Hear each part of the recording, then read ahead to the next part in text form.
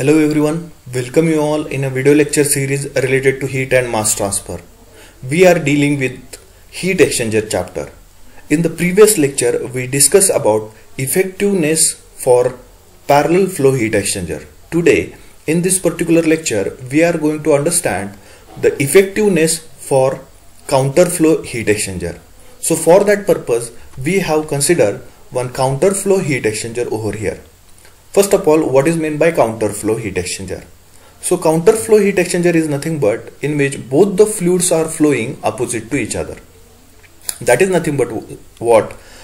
From one side, hot fluid is entering in the heat exchanger. On that side, the cold fluid leaving the heat exchanger.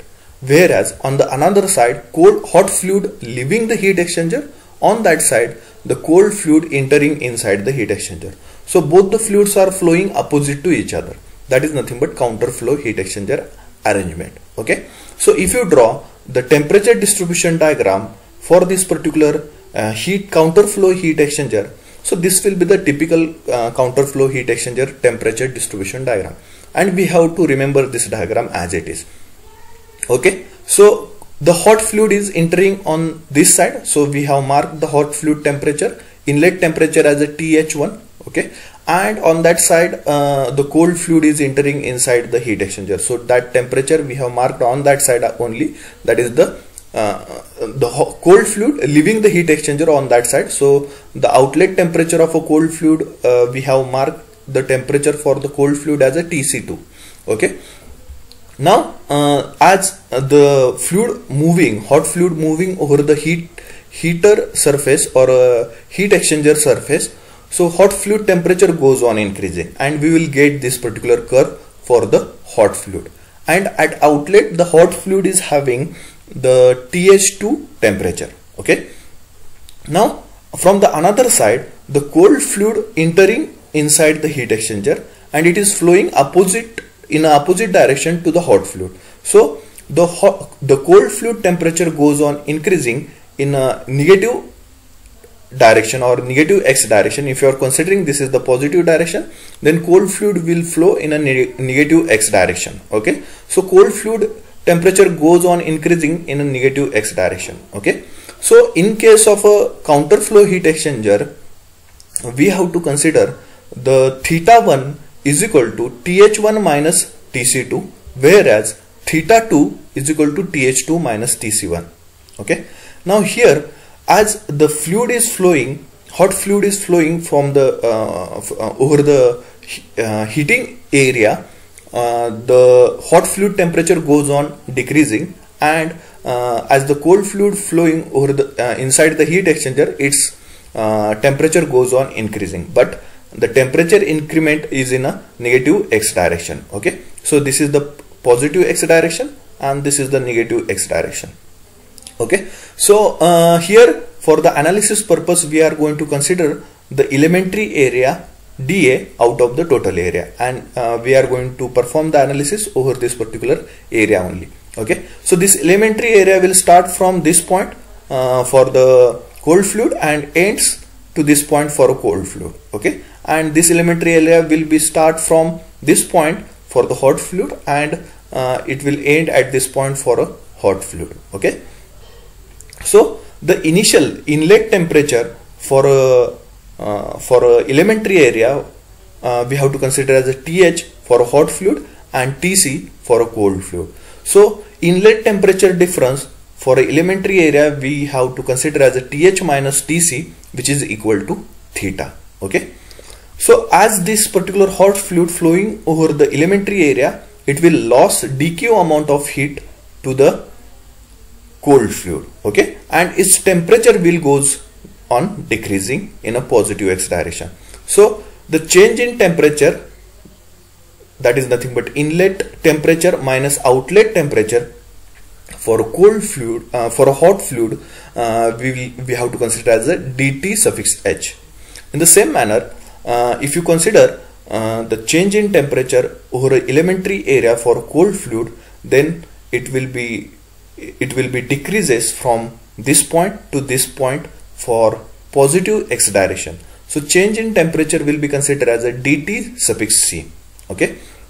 Now over this particular elementary area, dq amount of heat will be transferred from the hot fluid to the cold fluid.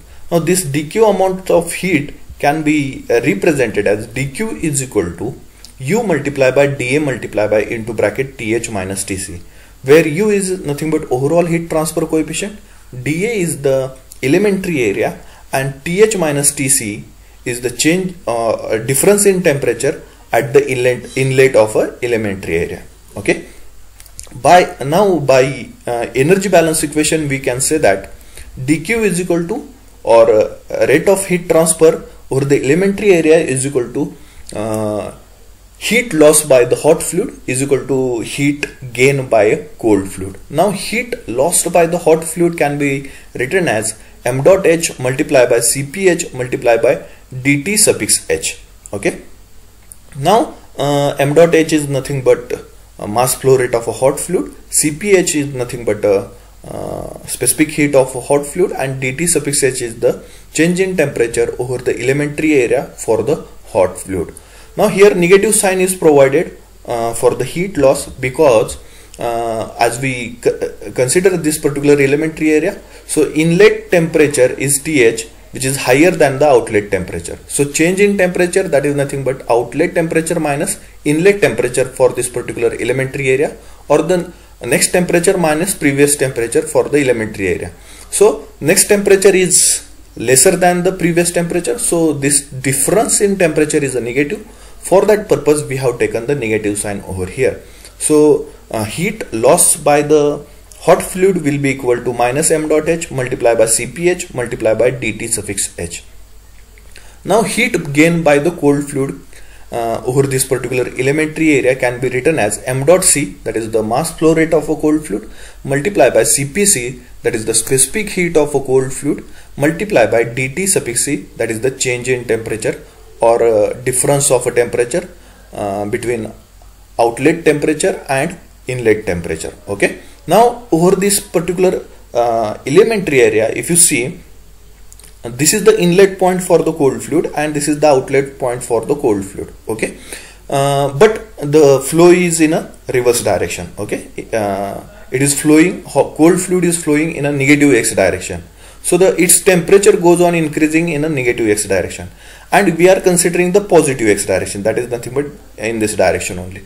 So in a positive x direction, if you consider this particular change in temperature for a cold fluid, then the inlet point temperature for a cold fluid is higher than the outlet point temperature. So dTc in a positive x direction will be negative. Okay, so for that purpose we have considering the heat loss, heat gain by the cold fluid is equal to minus m dot c multiplied by Cpc multiplied by dt suffix c. So from this equation number 2 we can write the equation for dTh and dTc. So dTh can be written as dTh is equal to minus dq divided by ch, c suffix h, and dTc can be written as minus dq divided by c suffix h, c suffix c.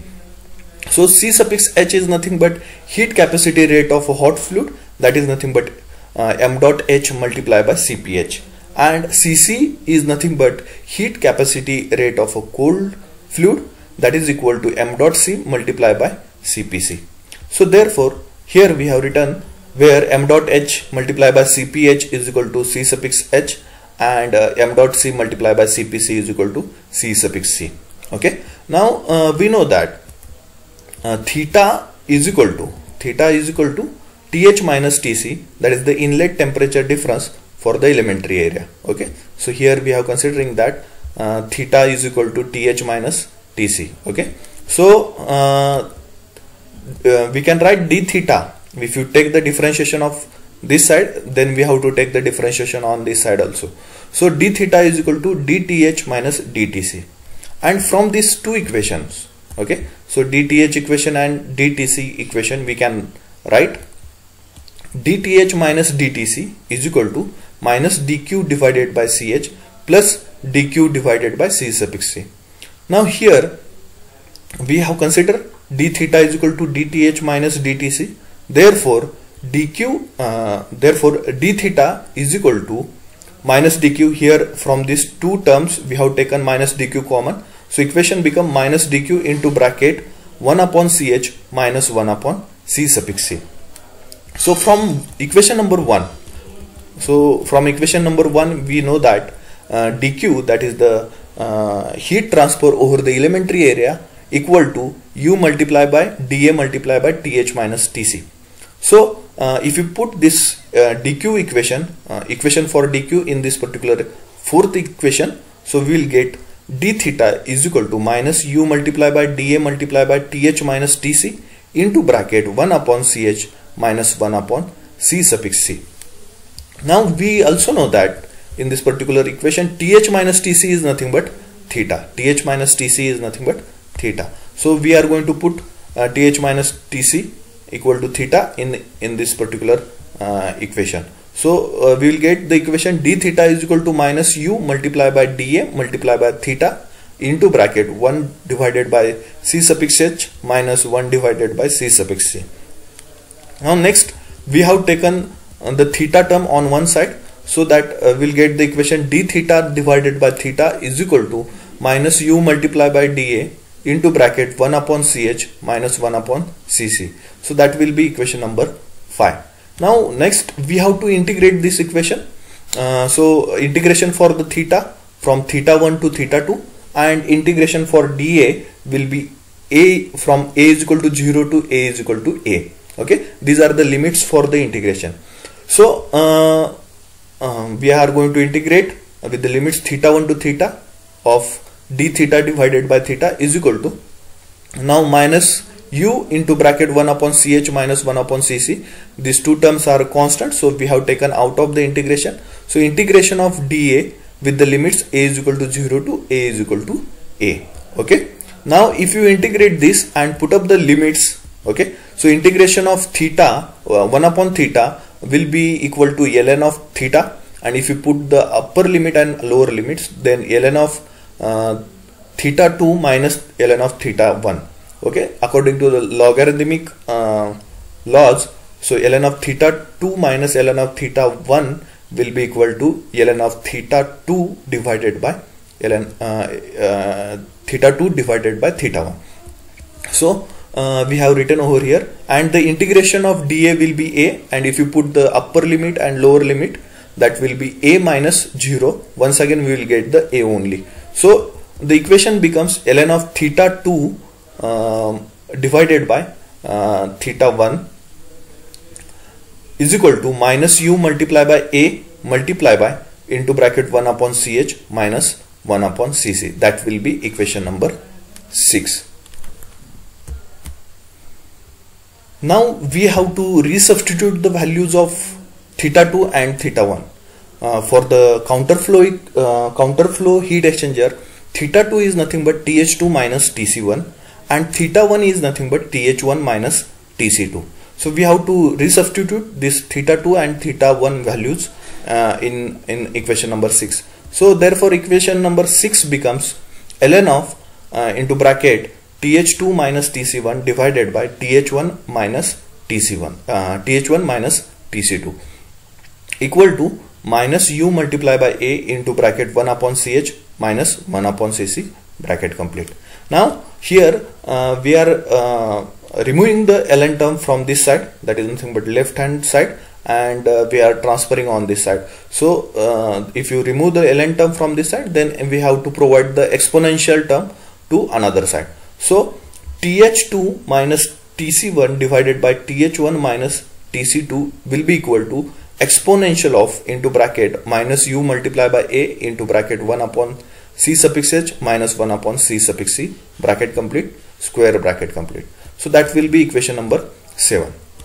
Now we know that effectiveness is nothing but the actual heat transfer divided by maximum heat transfer, and it will be given as effectiveness eta is equal to Ch into bracket Th1 minus Th2, that is the heat loss by the hot fluid, divided by maximum heat transfer C minimum into bracket Th1 minus Tc1. Okay, which will be equal to Cc into bracket Tc2 minus Tc1, that is the heat gain by the cold fluid, that is the actual heat transfer, divided by maximum heat transfer is C minimum into bracket Th1 minus Tc1. Okay, From this equation we can find the equations for TH2 and TC2. So by considering eta is equal to CH divided by TH1 minus TH2 whole divided by C minimum into bracket TH1 minus TC1, we can write the equation for the TH2. So if you shift this particular denominator on this side, so it will be multiply with the eta, and if you shift this CH on this side, it will be divided to the eta, and if you transfer this TH1 on this side, it will be minus TH1, and if you transfer this negative sign on this side, it will be TH1 minus the remaining term. So therefore the TH2 value we will get, TH2 is equal to TH1 minus eta multiplied by, eta is nothing but effectiveness multiplied by C minimum into bracket TH1 minus TC1, bracket complete, whole divided by C suffix H. Okay, in the same manner, if you consider eta is equal to C suffix C into bracket TC2 minus TC1 whole divided by C minimum into bracket TH1 minus TC1, then we can find out the value for TC2. So for that purpose you have to shift this particular denominator on this side, it will be multiplied with the eta. If you shift this CC on this side, it will be divided to the eta, and if you shift this TC1, it will be plus TC1 to this particular remaining term. So TC2 becomes TC2 equal to TC1 plus eta into bracket eta multiplied by C minimum into bracket TH1 minus TC1 divided by C suffix C. Now we have to substitute the TH1, TH2 and TC2 terms in equation number 7. So equation number 7 is this. Okay, so in this equation we have to substitute the values of TH2 and TC2. Okay, so the equation becomes TH1, okay, minus eta into C minimum multiplied by TH1 minus TC1 divided by CH. Okay, this is the TH2 term value. Okay, minus TC1 as it is, minus TC1 value as it is. Now at the denominator TH1 minus TC1, okay, TH1 as it is, okay, as it is in equation number 7, so TH1 as it is over here, and TC2 value we have to put up the TC2 value. Okay, so TH1 minus TC2 is there, so negative sign will be provided, minus TC1 minus eta into C minimum into bracket TH1 minus TC1 whole divided by C suffix C. Okay, so will be equal to exponential of bracket minus u multiplied by a into bracket 1 upon ch minus 1 upon C suffix C, bracket complete, square bracket complete. Okay, now if you take the two terms, this TH1 and TC1, and form one term TH1 minus TC1, okay, and this will be the second term. Okay, and in the denominator also TH1 minus TC1 will form one term, and the remaining one term will be eta multiplied by C minimum into bracket TH1 minus TC1 divided by C suffix C. So we'll get the equation TH1 minus TC1 in a bracket TH1 minus TC1, this is the one term, minus eta multiplied by C minimum into bracket TH1 minus TC1 bracket complete divided by C suffix H.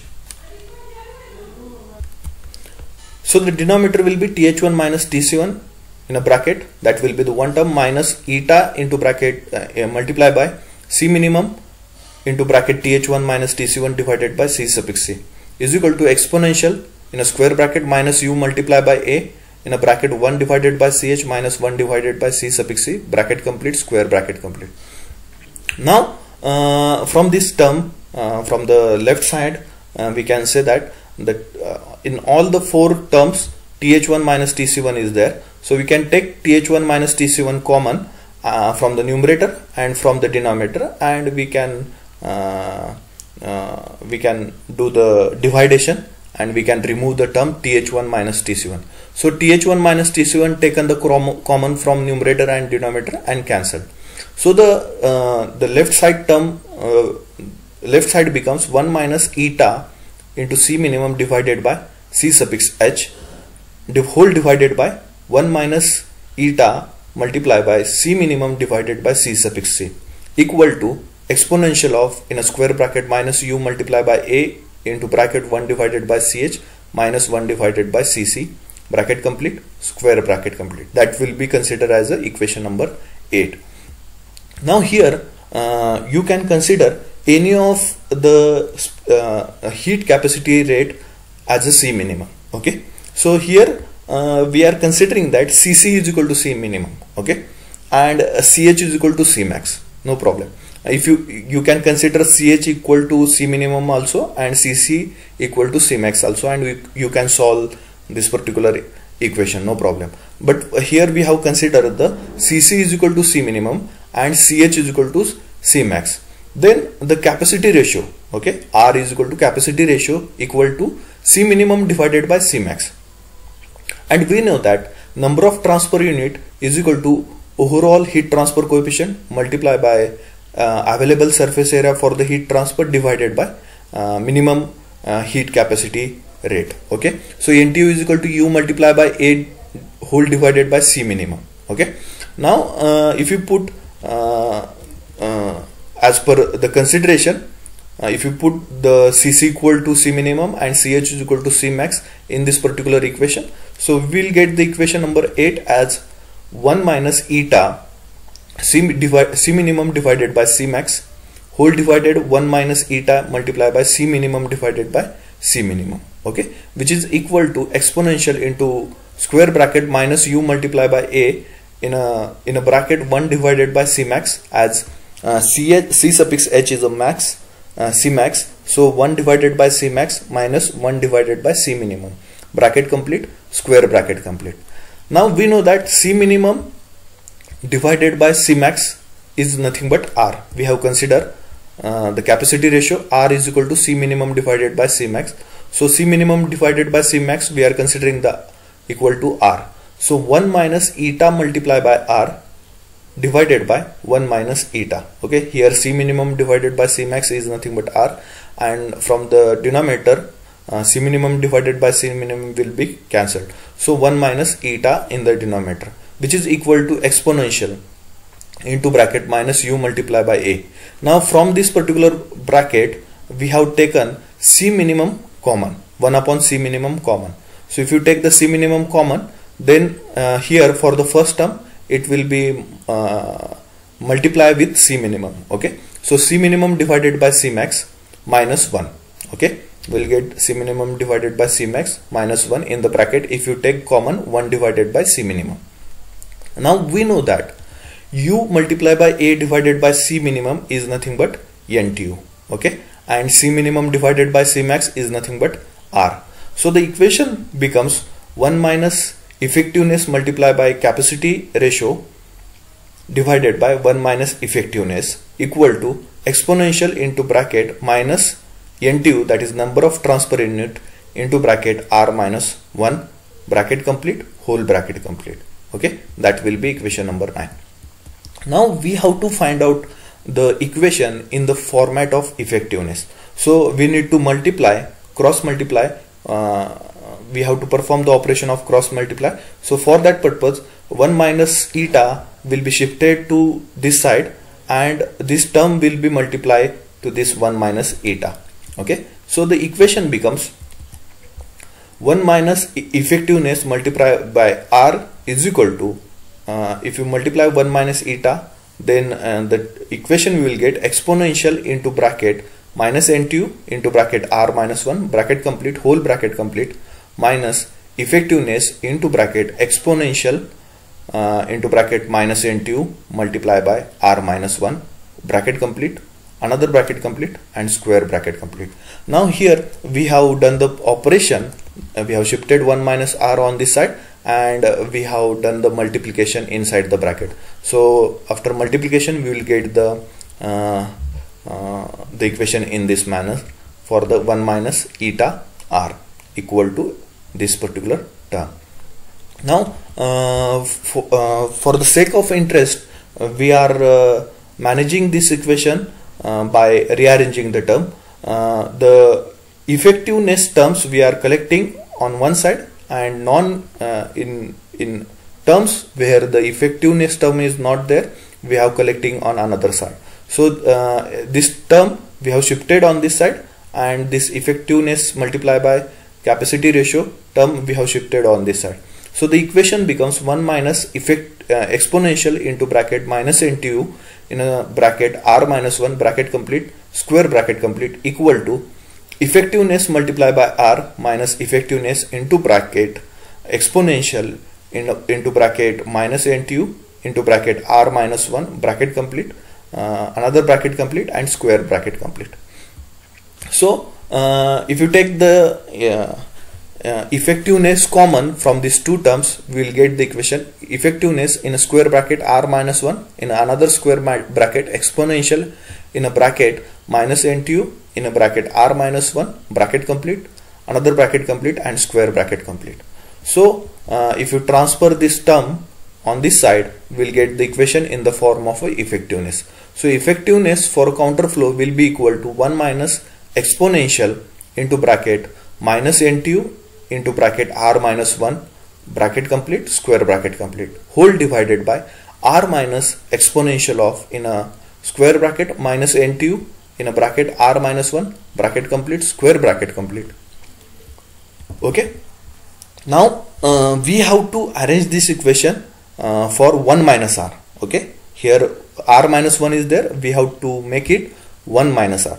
So for that purpose we have to take the negative sign common from this particular bracket, so that it will becomes 1 minus r, and we have taken this negative sign outside the square bracket directly. Okay, so it will becomes the term numerator term becomes 1 minus exponential of minus in a square bracket minus NTU in a bracket 1 minus r. Okay, so square bracket complete.